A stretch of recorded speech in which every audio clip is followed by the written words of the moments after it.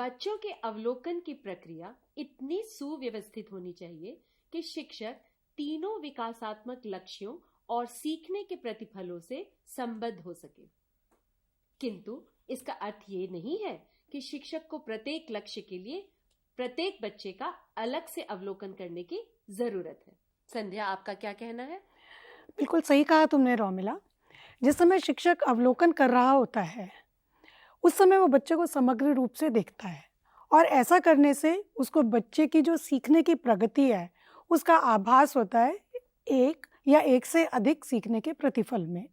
उसको यह भी पता लगता है कि कौन से सीखने के प्रतिफल बच्चे को आसान लग रहे हैं और वो आसानी से उनकी तरफ बढ़ रहा है, कौन से प्रतिफल उसके लिए थोड़े मुश्किल पड़ रहे हैं, जहाँ पर कि उसको किसी हेल्प की ज़रूरत है।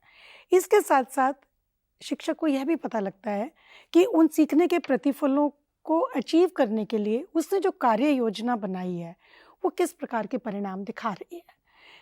तो मेरे ख्याल से सीखने के जो प्रतिफल होते हैं और जो अवलोकन होता है, इसके साथ-साथ में टीचर को बहुत सारी जानकारी मिलती है।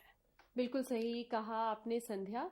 मेरे ख्याल से शिक्षकों को सीखने के प्रतिफलों को जानने की, उन्हें ध्यान से पढ़ने की बहुत जरूरत है, जिससे कि वो प्रत्येक सीखने के प्रतिफलों के लिए वांछित गतिविधियां, क्रियाकलाप और एक सुनियोजित वातावरण तैयार कर सके, जहां बच्चे को वांछित सीखने के प्रतिफलों तक पहुंचने में आसानी हो। मैं इसमें कुछ उदाहरण देना चाहूंगी। जैसे बच्चे जब नमूने बना रहे हैं, तो शिक्षक को ये देखना चाहिए कि बच्चे किस तरह से नमूनों को स्वयं आगे बढ़ा रहे हैं। क्या वो ये सब करते समय गणित की शब्दावली का इस्तेमाल कर रहे हैं?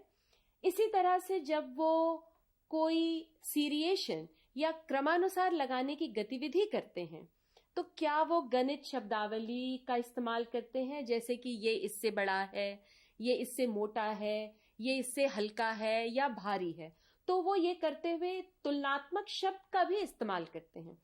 इसी तरह से कहानी सुनते समय क्या वो प्रश्न पूछते हैं, और क्या शिक्षक द्वारा पूछे गए प्रश्नों का उत्तर दे पाते हैं।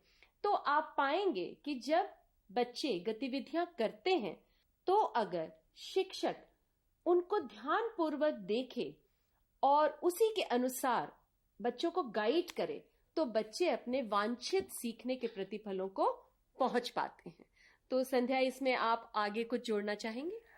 यहाँ मैं ये कहना चाहूँगी रोमिला कि ये आवश्यक है कि हमारे शिक्षकों को हमारे विकासात्मक लक्ष्य जो हैं, जो कि मुख्य रूप से 3 हैं, उनके बारे में जानकारी हो। उन विकासात्मक लक्ष्यों के अंतर्गत जो सीखने के प्रतिफल दिए गए हैं, उसकी जानकारी भी शिक्षकों को होनी बहुत ज़रूरी है। क्योंकि जब शिक्षकों के पास ये सारी जानकारी होगी, तब उनका एक दृष्टिकोण बनेगा और उस दृष्टिकोण के अंतर्गत वो ये समझ पाएंगे कि उन्हें किस प्रकार का वातावरण तैयार करना चाहिए, अपने जो प्रतिफल हैं उनको किस प्रकार से अरेंज करना चाहिए कि वो क्लास में जो बच्चे हैं उनके अनुरूप निष्पादन कर सकें। इसके साथ साथ उनको यह भी देखना चाहिए कि बच्चों को सपोर्ट के लिए क्या-क्या चीज़ें उनको दी जानी चाहिए और किस प्रकार से जो अभिभावक हैं उनको भी साथ लेकर चला जा सकता है। तो जब तक शिक्षकों को ये विकासात्मक लक्ष्यों का और सीखने के प्रतिफलों का ज्ञान नहीं होगा या उनकी समझ नहीं होगी, तब तक उनका ये दृष्टिकोण नहीं बन पाएगा। बिल्कुल, ये सभी सूचनाएं और प्रतिपुष्टि शिक्षक को FLN के विषय वस्तु से संबंधित निर्णय लेने और उनका नियोजन करने में सहायता करेगी। इस तरह सोची समझी हुई गतिविधियां और शिक्षण विधियां, जिन्हें हम पेडागोजिकल प्रैक्टिसेस भी कहते हैं, बच्चों के सतत आकलन और उन्हें मार्गदर्शन में मदद करेंगी। क्यों संध्या, ठीक कहा मैंने? हाँ रोमिला, मैं यहाँ पर यह ज़रूर कहूँगी कि बच्चों की प्रगति का अवलोकन निरंतर होना चाहिए और जब हम ये अवलोकन कर रहे होते हैं, तो उसके आधार पर उनका मार्गदर्शन भी हमें निरंतर रूप से करना चाहिए। यूँ तो आकलन के बहुत से तरीके हैं, आप भी जानती हो और हमारे शिक्षक भी जानते हैं। बिल्कुल।